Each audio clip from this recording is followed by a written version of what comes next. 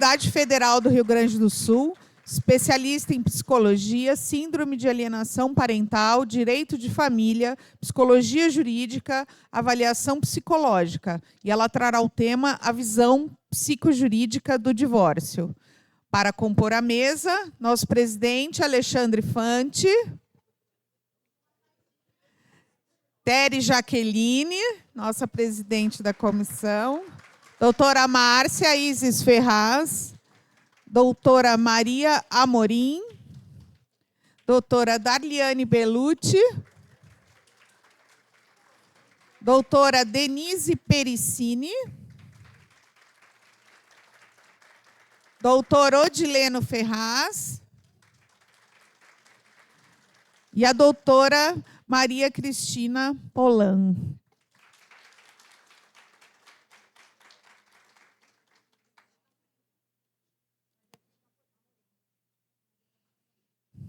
E, por último, doutora Cristina Amorim.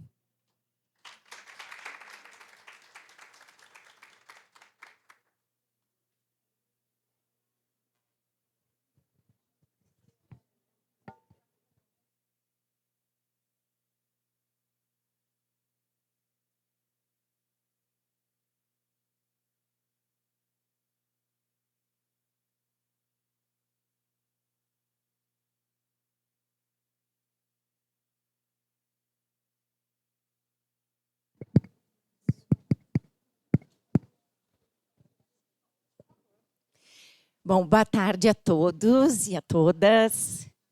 Obrigada por terem aguardado até o final para ouvir um pouquinho aqui da minha fala, que, aliás, vai ter que ser bem rapidinha, porque acabamos ultrapassando um pouco do tempo. Mas, assim, eu sou a diferente, digamos assim, aqui no nosso encontro, porque, apesar de eu ser advogada também, de carteirinha, eu digo, porque nunca trabalhei como advogada, eu sou psicóloga e, como falaram, né, eu atuo especificamente nos processos de família como psicóloga assistente técnica. Então, normalmente a minha fala é sobre a questão das perícias, que a Mariana até falou, né? E eu não posso deixar de agradecer a Jaque pela oportunidade de estar aqui conversando. Venho lá do Rio Grande do Sul, é uma realidade diferente, mas eu tenho muitas amigas aqui, lá da Lapa, que vieram me prestigiar, Karina, a Jana, a Maria Cristina, muito obrigada. Então, assim, o meu tema é um tema que seria amplo, né? A visão psicojurídica do divórcio, teria muitas coisas para falar. Porém, várias dessas coisas estão linkadas com a fala de todos os meus colegas, antes de mim, que muito me honra estar falando ao lado de vocês. Então, o que eu vou trazer é uma mensagem mais breve, do ponto de vista especificamente da psicologia, e aqui sem falar em processo, falar sobre as pessoas, né? O doutor Rodrigo começou nosso evento falando a respeito da importância de a gente olhar para nós mesmos.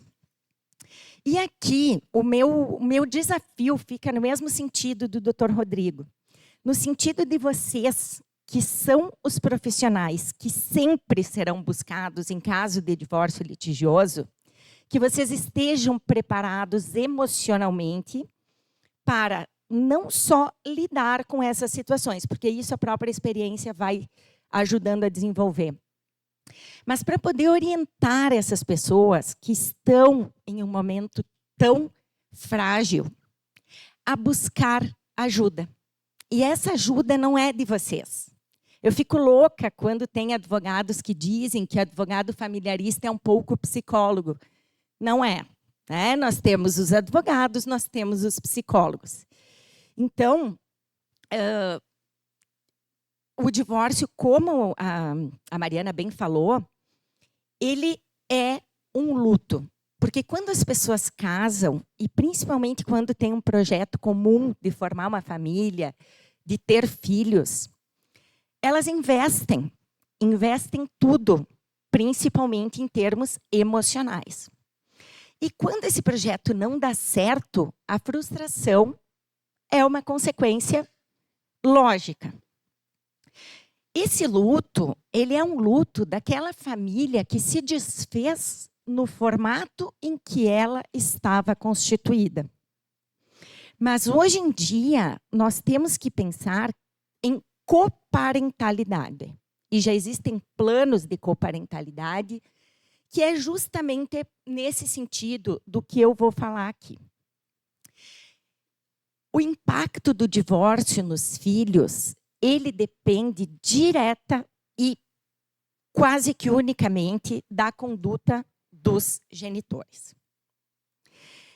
E esses genitores, nós não podemos esquecer, são pessoas que estão feridas, que estão passando por esse fracasso, entre aspas, do seu projeto de família e que, portanto, também precisam tratar das suas feridas para não dificultar ainda mais a vida dos seus filhos, dessas crianças e adolescentes que têm uma desvantagem muito grande nessa situação do divórcio.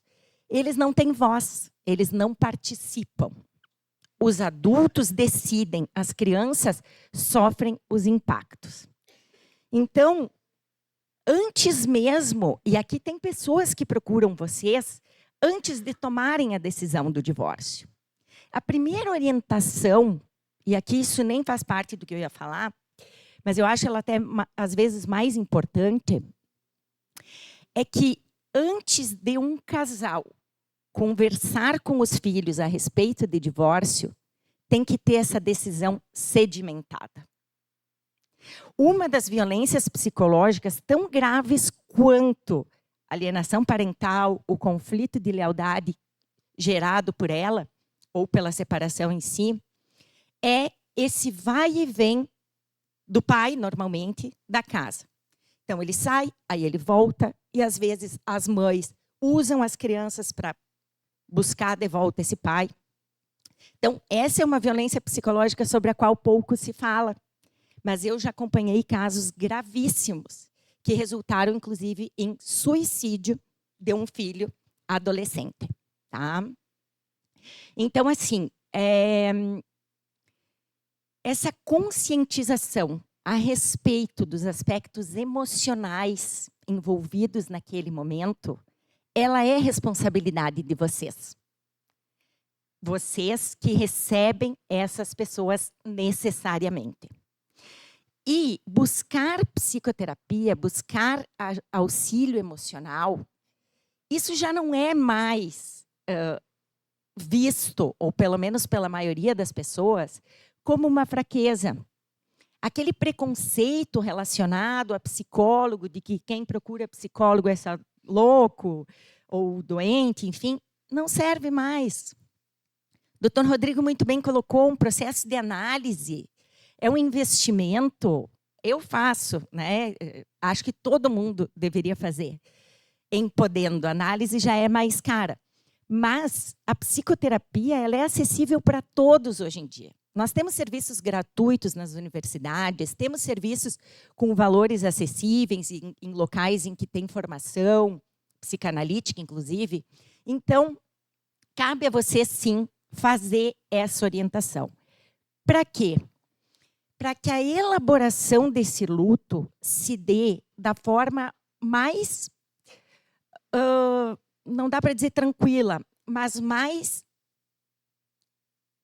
Que palavra que eu poderia usar aqui, até me faltou. Mas de forma a que não venha a impactar nos filhos o luto dos pais. Porque os filhos já têm um luto, e um luto do quê? Da família. Que não termina, mas vai modificar a sua estrutura. Então, eu trouxe aqui, esse material eu criei há alguns anos atrás, quando eu trabalhava na clínica. Eu trabalhava com crianças e adolescentes, e eu acredito que as coisas não acontecem por acaso. As crianças que vinham até mim e adolescentes, na sua grande maioria, eram filhos de pais separados. O que me levou a buscar me aprofundar mais nas questões de alienação parental. eu já atuava como assistente técnica, mas, enfim, eu montei esse material, que é um material acessível. Ele é numa linguagem que serve para todos, que vocês, inclusive, podem imprimir, ter lá no escritório e entregar para aqueles pais e mães que precisam, né, de um puxão de orelha, estão muito atrapalhados aí. Então, é um material bem simples. Quem tiver interesse, eu disponibilizo. Mas, enfim, espero que eu possa trazer essa mensagem em que eu selecionei 5 condutas essenciais para a gente minimizar o impacto do divórcio nos filhos. E a primeira delas é a básica, e que a maioria não faz ou tem dificuldade de fazer: comunicar a verdade. Muitos pais pensam que as crianças não têm capacidade de compreender o que está acontecendo. Mas a própria neurociência já comprovou que os bebês, antes de nascerem, já sabem o que está acontecendo, já vivenciam emoções. E tem todo um trabalho já sendo feito nesse sentido. Então, por menores que sejam as crianças, sim, falar a verdade é a melhor opção. É lógico, né, que os pais, o ideal seria que os pais fizessem essa comunicação juntos, conjuntamente. Só que isso, às vezes, é exigir demais, dependendo do nível do conflito. Então, novamente, os psicólogos aqui podem ser acionados para fazer essa intermediação entre o casal parental e os filhos a respeito da comunicação do divórcio. Porque as crianças, elas têm, além de sentir culpa pelo divórcio, esse é um sentimento muito frequente, elas também criam fantasias, isso principalmente as menores, de reconciliação, e que elas têm essa responsabilidade de reunir os pais. Então, elas precisam dessa verdade adequada, a linguagem adequada à sua faixa etária. Uma outra questão muito importante, eu acho que daí que veio até a ideia da guarda nidal, é interferir o mínimo possível na rotina dessa criança. Ela já vai ter que passar por muitas mudanças, muitas adaptações. Então, tentar manter aquela rotina, pelo menos básica dela, de escola, atividades extracurriculares, convivência com família extensa, um ponto importantíssimo que a Mariana trouxe também. Mudança de residência também, porque aí tem os vizinhos, tem os coleguinhas, enfim. Então, qual que é o objetivo? Diminuir ao máximo o número de mudanças com as quais essa criança, esse adolescente vai ter que lidar. Aqui, talvez, o desafio mais importante, né, de tentar preservar os filhos dos conflitos. Isso vale para casais casados, né, que, às vezes, utilizam a questão dos filhos para não se separarem e acabam, como o Dr. Rodrigo também colocou lá no início, gerando muito mais prejuízo emocional ao exporem os seus filhos a esses relacionamentos conflituosos. Aqui, aquela questão que a gente sempre fala, né, separar questões conjugais das parentais, o que é um desafio, e por isso reforço a importância do acompanhamento psicológico. E aqui, é por isso que eu tentei colocar de uma forma simples. Os pais, eles não precisam ser amigos. Eles não precisam nem conversar. E aqui eu tenho uma posição muito contrária, foi daí a minha divergência com a Mariana. Não interessa se os ex-cônjuges têm conflitos. Isso não impede a guarda compartilhada. A guarda compartilhada é para favorecer os seres em desenvolvimento. Então, como isso vai se constituir na prática, se o juiz vai ter que decidir mais detalhadamente o dia a dia, eu não sei, mas os filhos não podem pagar o preço dessa falta de maturidade a ponto de não conseguirem conversar, pessoas que decidiram em conjunto formar uma família. Bem, a manutenção da convivência, né? Que já está implícita no item anterior. E essa convivência, ela é uma convivência equilibrada. Guarda compartilhada com residência fixa da mãe, o pai vê sábado e domingo a cada 15 dias e, eventualmente, na quarta-feira, algumas horas, isso não é convivência equilibrada, né, pessoal? Isso é visita. Isso é visita. Então, assim, o professor Rolf falou no nosso evento em Santa Catarina que o IBGE aponta 91 ou 92% de guarda unilateral materna no Brasil. Parece que a coisa está mudando, mas quando a gente olha para as estatísticas, a gente vê que está muito, muito, muito incipiente. Então, esse convívio a gente sempre tem que ter em mente que é em benefício das crianças e dos adolescentes. Quando eu entro num processo, e aqui, não sei a estatística, mas muitos processos eu não assumo enquanto assistente técnica, porque eu só auxilio o advogado quando eu tenho convicção de que aquele genitor está oferecendo um benefício para aquela criança, que para ela vai ser benéfico conviver. Situações de denúncia de abuso, situações as mais difíceis, né? E nós temos que nos posicionar quando nós somos chamados a atuar como assistentes técnicos. E eu me posiciono mesmo.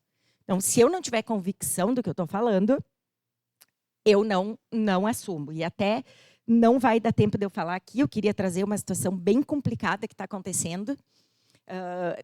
Tem a Denise aqui na minha mesa, né, para falar, nós que trabalhamos como assistentes técnicas, está havendo uma movimentação aí nas mídias,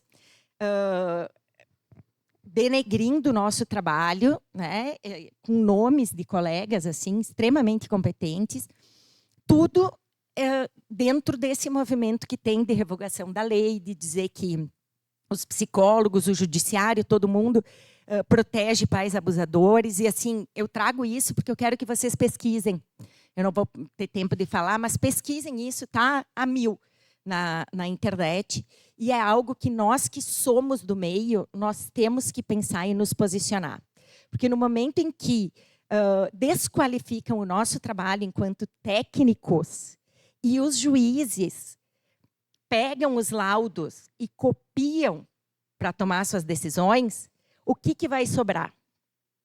Né? O nosso trabalho ele tem que ser confiável.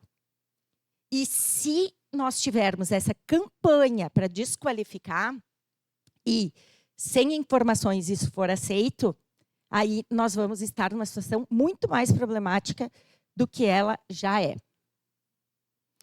Bom, essa questão aqui de não usar os filhos como intermediários, isso também, né? E isso é questão que vocês têm que orientar. Pessoal, filmar a criança, filmar o pai pegando, gravar o filho falando, ai, mas como foi mesmo, filhinho, que tu estava me falando? Ah, eu falei que, sabe, quando eu vejo esse tipo de coisa, eu dou uma chamada, dou mesmo. Porque, assim, quer fazer prova para o processo? Entendo, mas tem limites, tem outras formas de fazer essa prova. E, nesse sentido, investir na atuação conjunta com o assistente técnico, dado o peso da perícia, eu considero, assim, não é porque é a minha função, mas é pelo que eu vejo da falta de qualidade do trabalho pericial, na maioria dos casos, e aí a dificuldade de reverter depois. Então, concluindo, o mais importante para o desenvolvimento das crianças não é o fato de os pais estarem juntos ou separados, mas da relação que essas crianças têm com os pais e com as mães, estando juntos ou não.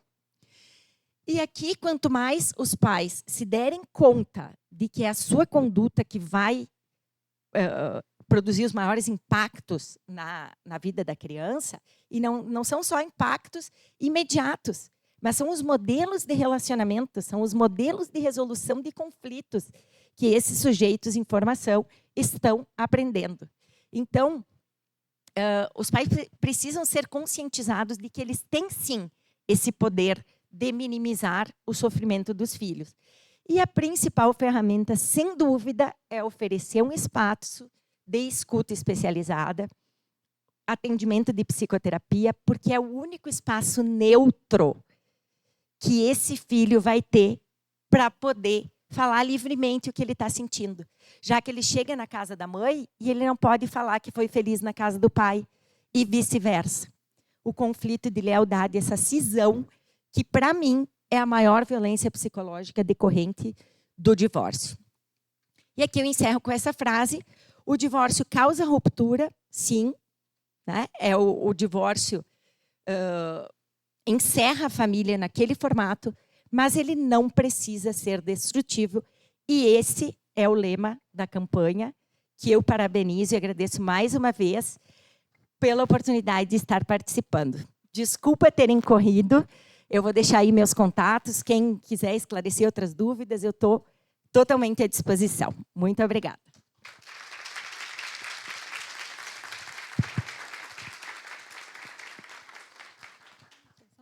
Eu quero agradecer a todas aqui na nossa mesa aqui, estão todas as nossas psicólogas da comissão. Nosso apoio aqui, a doutora Maria Amorim, a doutora Dardiane, a doutora Denise e a doutora Luciana também. Queria fazer um agradecimento especial a essa doutora aqui, querida, né, que criou a arte para a gente, que sentiu, que conseguiu expressar com todo amor e carinho também. Então, assim, ela que fez essa arte linda que eu quero compartilhar com vocês, que vocês já tenham acompanhado com a gente.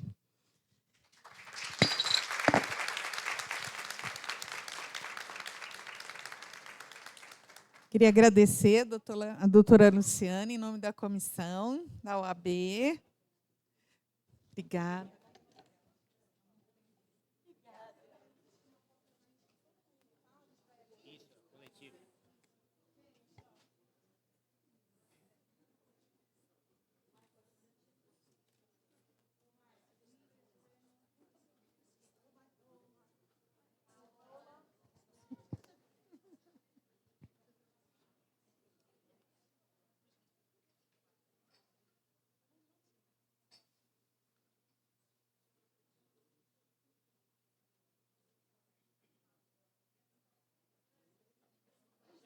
Você vai querer tirar para lá?